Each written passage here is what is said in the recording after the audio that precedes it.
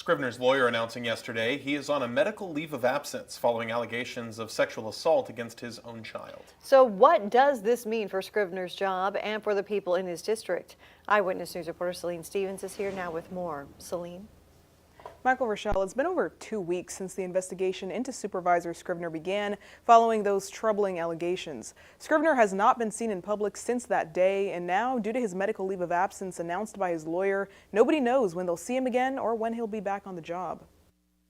With medical leave, it doesn't look necessarily like Scrivener is going to be coming back, within 2 weeks or anything like that. This situation is something that is definitely going to take time to ferret out. Wednesday, Supervisor Zach Scrivener's attorney H.A. Sala released a statement that announced Scrivener is on a medical leave of absence. This comes after Scrivener's absence at the latest Board of Supervisors meeting Tuesday. Scrivener has not made any public appearances since the last meeting on April 23rd, hours before law enforcement responded to his home after a concerned call was made by his aunt, D.A. Cynthia Zimmer, to Sheriff Donnie Youngblood. Political science professor Ian Anderson says if Scrivener steps down, it would be up to the governor to step in and appoint a replacement. I think we're going to have to see exactly, is this going to be a long medical leave?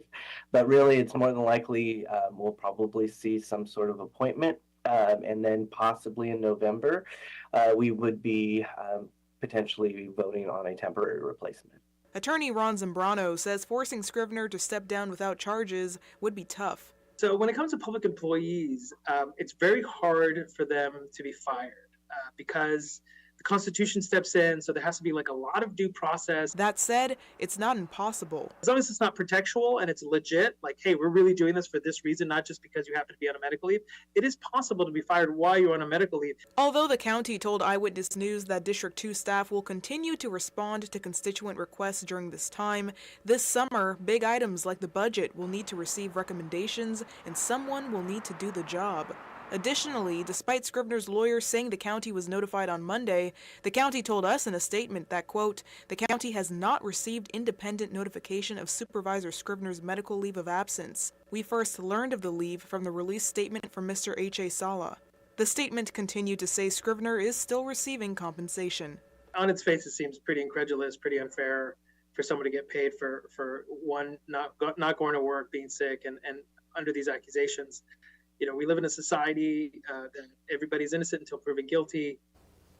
The county also said it's still inappropriate for them to disclose medical status leave of any employees, and until his seat is deemed vacant, Scrivener will continue to hold his position.